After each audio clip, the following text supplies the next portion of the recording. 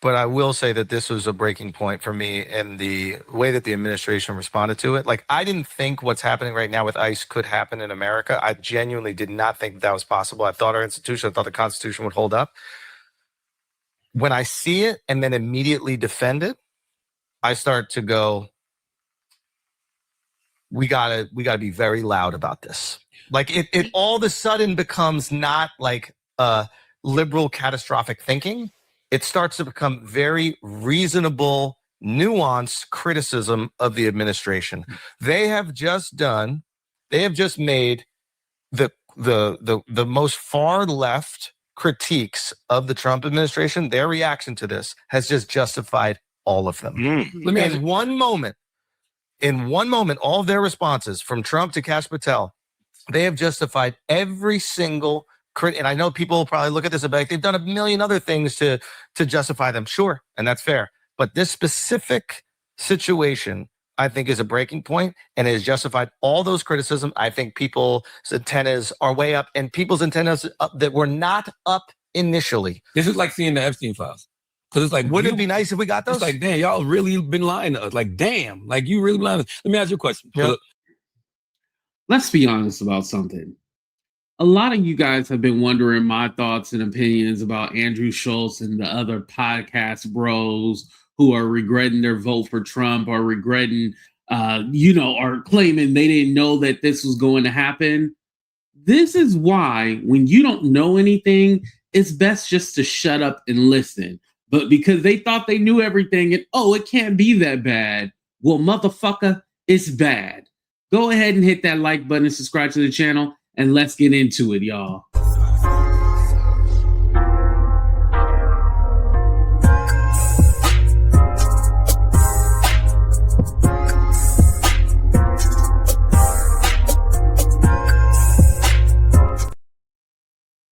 So a lot of you guys, like I said, been wondering my thoughts on Andrew Schulz, Joe Rogan, Theo Von, all these other people, right?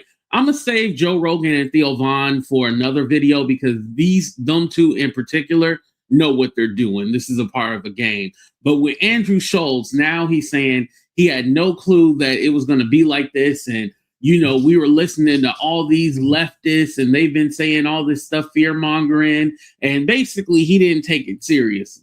He thought everybody was being irrational. Like, it can't get this bad. Like, we have systems in place to help us. Well, when the Republicans run the House, the Senate, the Supreme Court, and the executive branch, the presidency, there's really no rules for this man. And no, they're not holding his feet to the fire, and those systems that are supposed to be in place are not in place, obviously. And this is something that I've been so irritated by, this whole, I didn't know, I had no clue. No, you knew. It's not like this man was never president before. Now, again, was the first time as bad as far as him being able to do whatever he wanted? No, because there was people within the administration that was like, hey, you can't do this. There was those people to really stop a lot of his madness and craziness. But that whole Project 2025, this go around, after all the convictions and everything like that, Trump was coming back for revenge. He said mass deportations. He didn't say, we're going to go in and carefully take these people and that people. No. He said criminals. But again, anybody in this country who's here illegally, he recognizes those people as criminals. Even though those are the civil offenses, they recognize as criminal offenses to him. So he was coming for everybody. And here's the thing. You can't say, I had no clue about this and that. And you just chose not to listen. You thought that this was all fun and games. You thought that this was funny. This was your way of trolling. Oh, yeah, we're going to show these lefties and these Democrats and put them in their place. Well, look at you now. Now you're talking about, it can't be that bad. Listen, Black people always know how bad this country can get. We know firsthand knowledge about what this country can and will do to you. You guys are now just shocked, like, oh, I can't believe this. You know what ICE is doing and all this. This man literally wants to use the military against its own citizens. This man does not give a damn about you nor me. The only people that he cares about is his big money donors and all the billionaires and the people around him. That's who he cares about. He's going to make sure that they all get their money while this country burns down to the ground. It's sad that, you know, you have these people coming out and saying, oh, this is so wrong. This is so wrong. But I guarantee you, if we were to redo the election today, they would still vote for Trump. They would still do it.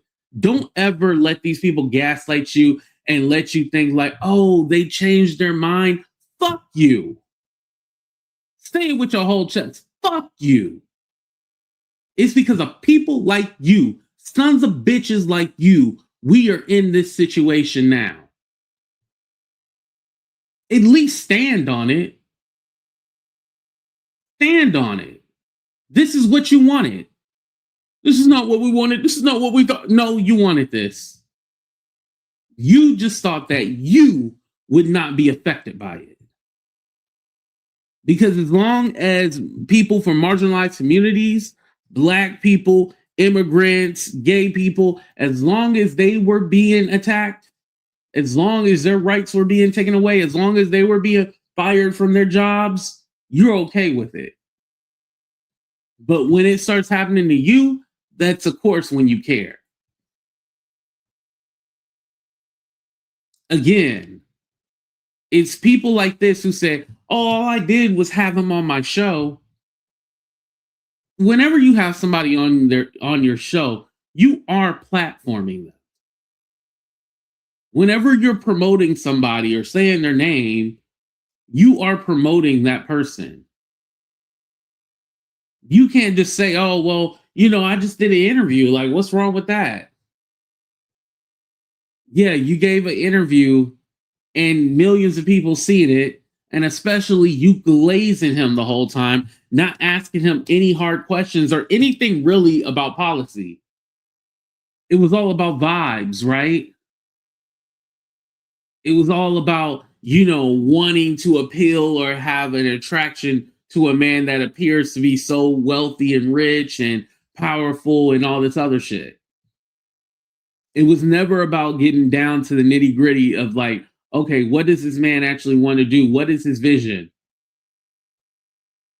Anybody who told you that tariffs was going to be the answer to all our problems is crazy. Yes, do we want fair percentages all across the globe? Of course. But you just don't go around and tariff the shit out of people. And granted, whatever happened to the Doge checks and then whatever happened to the tariff checks? Remember, we were supposed to get $2,000 for all the cuts they were making to Doge, which the government ended up spending up more money in 2025 than all the previous years.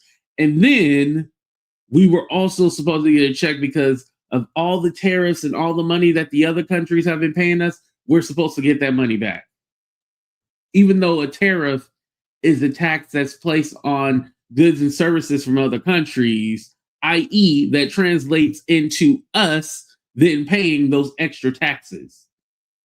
Because hell, the food at the grocery store is still high as shit. We're still paying high prices. The only thing that's really went down, because I mean, food and housing is still expensive. The only thing that really went down is gas. That's the only thing. But shit, you're going to need cheap gas if you can't afford to live in your home. You can't eat gasoline. So as far as food, shit, I don't know what you're going to do. But all this, oh, I can't believe this and all the, like, it takes someone dying for you to realize that your vote and you platforming this mofo really hurt us in the end. It took that. Not all the chaos that you've seen in 2020, especially from the effects of COVID, because when he was first in office, his first term, he didn't take it seriously, even though he knew how serious COVID was. He didn't take it seriously, and a whole lot of people died. That wasn't enough for you to say, well, maybe this isn't the right guy to then represent us again or be the leader of a free country.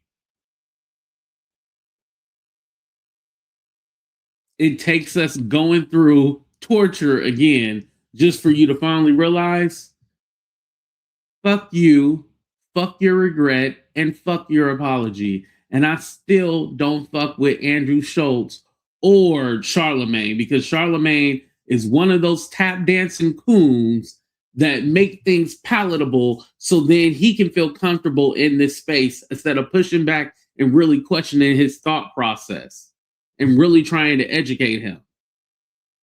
These fake intellectuals get on my nerves, but again, let me know what you guys think. Please hit that like button, subscribe to the channel. Also, let me know if you disagree in the comment section. I don't mind that. You guys don't have to agree with everything I say. I appreciate your differences, just like you appreciate mine. I love y'all. Be safe, but we out of here. Deuces.